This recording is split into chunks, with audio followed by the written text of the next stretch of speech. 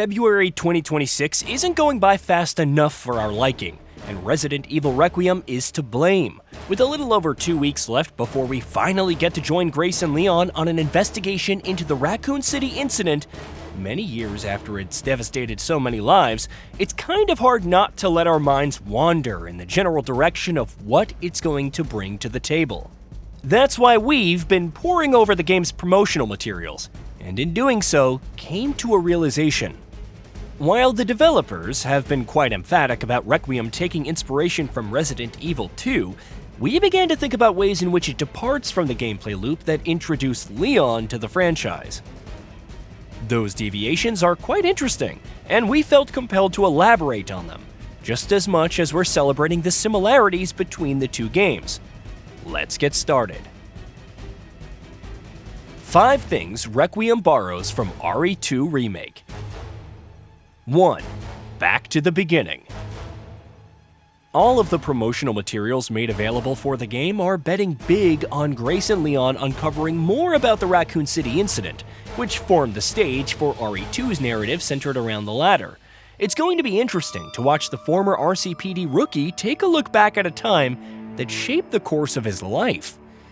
It's great that Requiem is choosing to go back to the franchise's most iconic location, making the RE2-coded nostalgia an important part of its identity on the narrative front, while the gameplay is also slated to reflect the best of the game that came before it. 2. A return to survival horror. Sort of. Grace's screen time has largely been advertised as a return to the cautious, resource-limited, tension-filled gameplay loop that RE2 thrived on. As a rookie with no field experience in dealing with bioorganic weapons, Grace must rely on stealth and her own wits to survive. That's a lane that RE2 absolutely owned back in the day, and in its very successful remake. It's also an interesting callback to Leon's own origin story within the franchise, as he was sort of like her when he first confronted the threats that Umbrella's machinations had unleashed upon the city. As far as first gigs in the field go, Grace and Leon definitely got the short straw. 3. A stalker on the hunt. We still get the shudders when we think of how relentlessly Mr. X hunted us in RE2, and we're kind of morbidly thrilled to have a new stalker trying to bring Grace's investigation to an abrupt and rather grisly end. As a roaming threat that could surface at any given moment, Mr. X was an excellent way to build pressure as you explored RE2's levels, forcing you to think long and hard about routing through spaces. Requiem brings a stalker back and has made it even more terrifying than Mr. X, in terms of how you hide from or mislead it, something that we will talk about in the next section. It's a similarity that brings the two games closer, the intervening years only serving to provide the developers with the scope to up their game. Looking over the shoulders, the RE2 DNA. Although you can choose to experience Requiem entirely in first person, the option to switch things up and see things from a third-person perspective is a very welcome addition. We will talk about this shortly.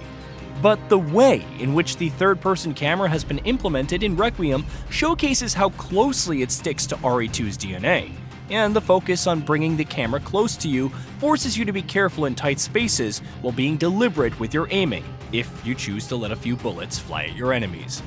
It's suffocating and claustrophobic, nailing down the vibe that RE2 has been praised for over the years. It helps that Grace's clumsiness shines through when you choose to see things from that camera angle, making the entire ordeal feel all the more immersive as a result. 5. Puzzles in scary places.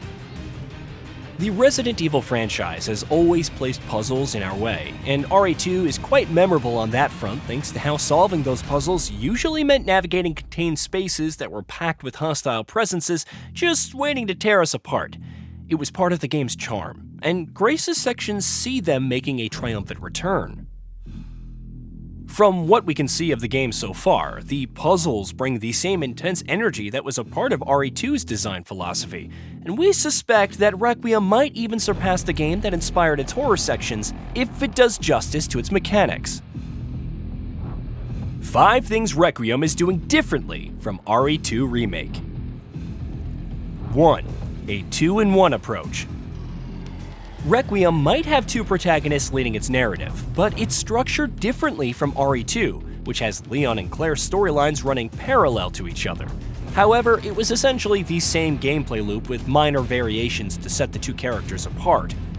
Requiem, however, has been touted as a title in which Grace and Leon bring distinctly different gameplay loops to the table, with Grace being nudged towards the horror side of things, while Leon is an absolute wrecking machine, let loose on the zombies in an action-focused approach that's more in line with Resident Evil 5.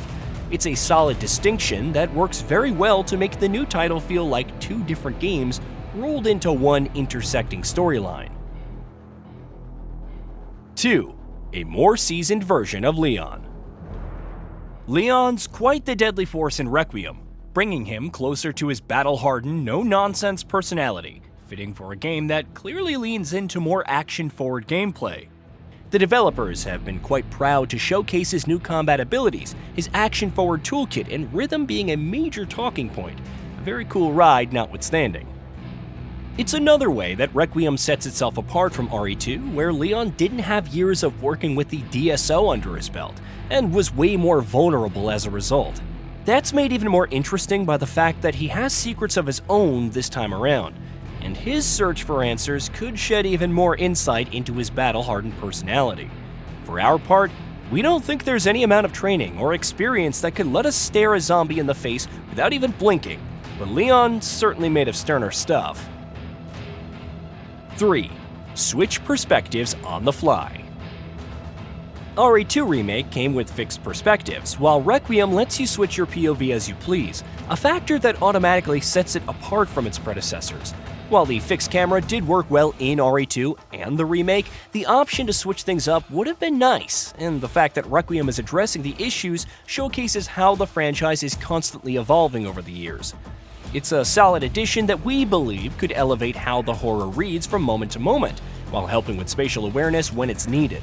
It's evident from how Grace's sections have been showcased from a first-person perspective, while Leon's combat scenes are seen from the third-person POV, which allows players to manage the space around them and be aware of attacks from any direction. 4. A smarter stalker. Yeah, Mr. X was terrifying, his ominous frame and general aura being among the most memorable parts of RE2. But as a humanoid, he was limited in the options he had to come at you, and would hunt you on foot for the most part. The game's systems didn't create the scope for a more dynamic hunter with several different moves, something that Requiem seems to have taken to heart and worked to improve upon. The Stalker in Requiem isn't held back by such constraints, using the vents, grates, and pipes to keep Grace on her toes as she tries to evade any enemy she's ill-equipped to handle. That's more in alignment with titles like Alien Isolation or Amnesia the Bunker, as opposed to RE2's comparatively more heads-on approach. 5. Protagonist framing is very different. Since Requiem takes place years after the Raccoon City incident, it's automatically different from RE2, which placed Leon and Claire in a survival story with rookie cop vibes. That made sense for the story it was trying to tell, and the experience that it was going for. Its horror stemming from the fact that its protagonists were trying to survive a zombie outbreak with little to no answers, and even lesser options for safety. Requiem, however, comes at its horror from a different angle. Its story framed around investigating the outbreak through the eyes of Grace and Leon. While Grace does bring a smidge of a rookie cop to her tale, Leon's now more of a legacy agent who's seen his fair share of BOWs and lived to tell the tale. That differentiates it from RE2 by a long shot in our book. Bonus: the inventory system.